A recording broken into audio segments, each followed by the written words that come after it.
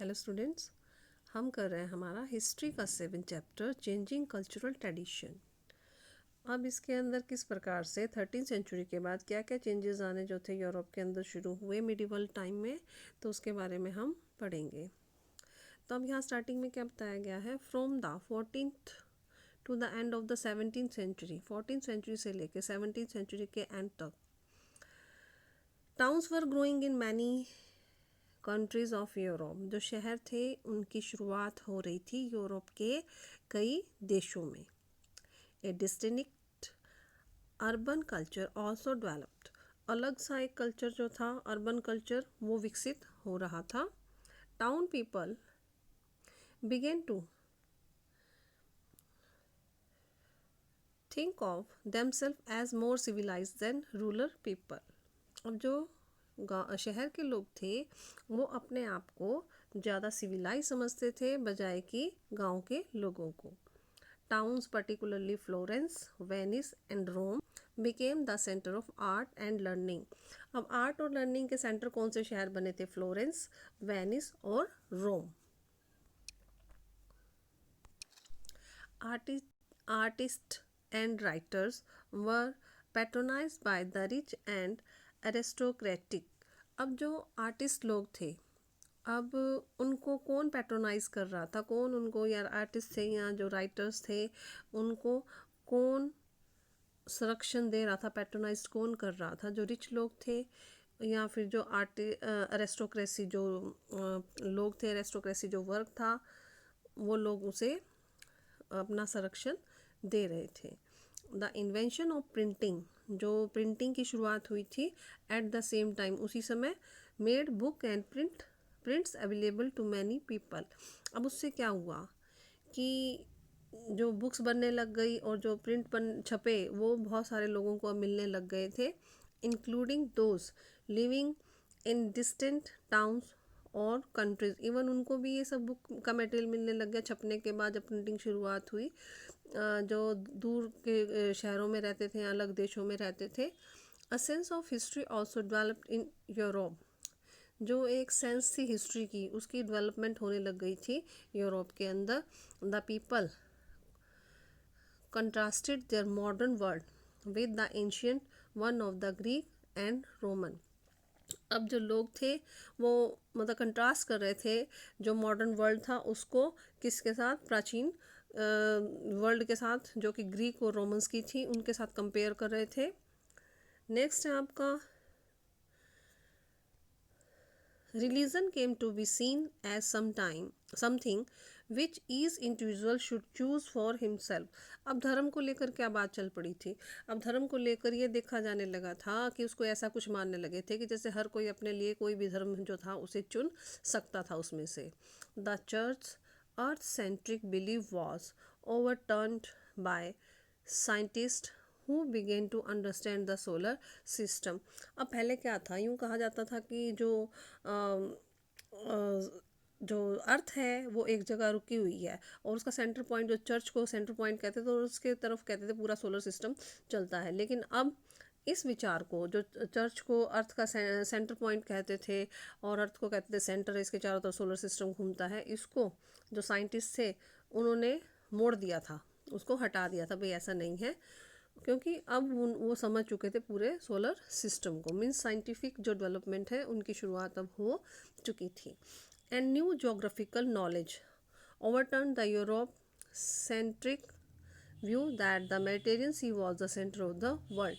और नए geographical knowledge जो थी उसकी शुरुआत हो रही थी, जिसमें कि ये कहा जाता था कि जो पहले का जो कहा जाता कि मेडिटेरियन जो सी है वो सेंटर है वर्ल्ड का, अब उसको एकदम से बदल कर रख दिया था।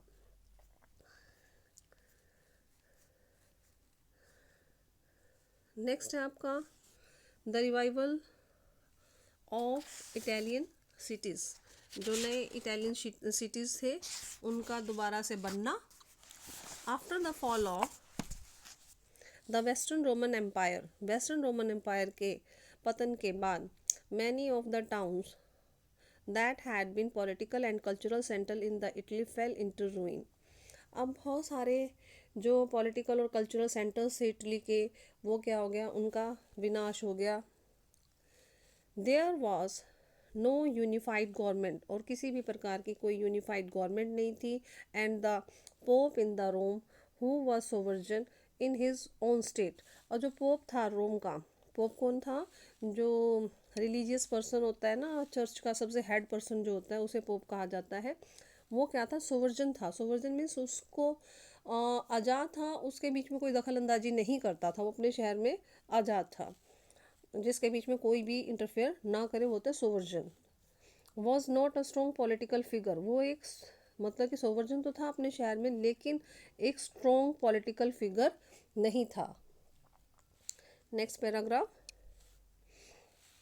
वाइल वेस्टर्न यूरोप, जबकि जो वेस्टर्न यूरोप था, was being reshaped by feudal bonds की वजह से उसे दोबारा से उसको रीशेप किया गया, उसको दोबारा से बनाया गया। And unified under the Latin church, और जो लैटिन चर्च थे उनके अंडर उसे यूनिफाई किया गया। और ईस्टर्न यूरोप जो था उसे किसके अंडर किया गया, बेंजिटाइन एम्पायर के अंडर। एंड द इस्लाम, और दूसरी तरफ क्या था, इस्लाम जो था, Islam was created a common civilisation further west direction के अंदर इस्लाम क्या था, एक कॉमन सिविलाइजेशन बन चुका था।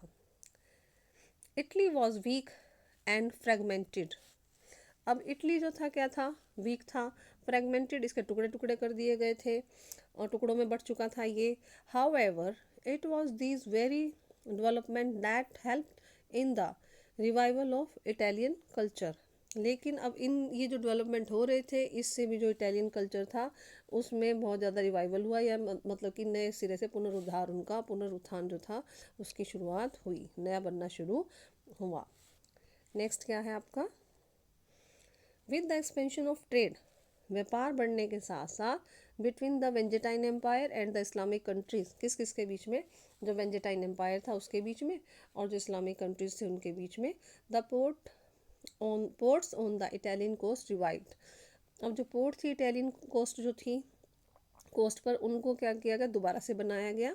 फ्रॉम द 12th सेंचुरी से ही as Mongol open up trade with China via silk route and as trade with western European countries, जो मंगोल से उन्होंने व्यापार शुरू कर दिया था चाइना के साथ, सिल्क रूट के जरिए, सिल्क जो रूट था उसको अपनाकर, और जो व्यापार था वो उन्होंने शुरू कर दिया था वेस्टर्न कंट्रीज के साथ। ये व्यापार अब क्या हो चुका था, बढ़ना शुरू हो चुका था। जैसे जैसे ये व्यापार बढ़ा, Italian towns played a central role, जो इटालियन टाउन्स थे उन्होंने एक सेंट्रल रोल जो था वो प्ले करते थे। They no longer saw themselves as the part of powerful empire, उन्होंने कभी अपने आप को नहीं समझते थे कि वो किसी एक पावरफुल जो हैं एम्पायर के पार्ट हैं वो, but as independent city state, अब वो अपने आप को इंडिपेंडेंट सिटी या स्टेट समझते थे। अब इनमें से दो कौन से थे, फ्लोरेंस और वेनिस, ये क्या थे, रिपब्लिक थे। And may other were court cities ruled by princess, और जो दूसरे जो थे वो भी क्या थे, कोर्ट सिटीज़ से। और कोर्ट सिटीज़ क्या होता है, दरबार लगा के जहाँ पे जो राजकुमार थे वो रूल करते थे, तो इस तरह के बाकी के शहर थे। अब जो नेक्स्ट पैराग्राफ है इसके अंदर क्या बताया गया है, one of the most vibrant cities was Venice, एक जो सबसे वाइब्रेंट सिटी था वो कौन सा था, वेनिस था, और दूसरा कौन सा, Genoa. They were different from other parts of Europe, ये बिल्कुल क्या थे, डिफरेंट थे जो यूरोप के दूसरे हिस्से थे उनके मुकाबले। The clergy were not politically dominant here, जैसे कि हमने पहले पिछले चैप्टर में 3 ऑर्डर्स में पढ़ा था, क्लर्जी क्या थे, सबसे ऊपरी जो कास्ट थी उसके अंदर आते थे, तो ये क्या थे, डोमिनेंट थे। लेकिन यहाँ पर क्या था, ये पॉलिटिकली डोमिनेंट यहाँ पर नहीं थे।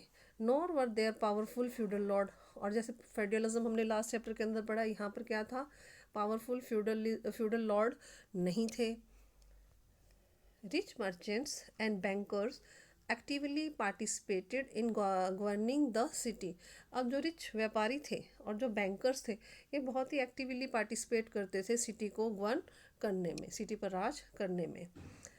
And this help the idea of citizenship to strike root. अब इससे ही क्या होता था, ये आइडिया मिला कि भाई जहाँ पर जड़े हैं वहीं की सिटीज़न जो है वो मिले, एक सिटीजनशिप होने का आइडिया जो था यहीं से आया था।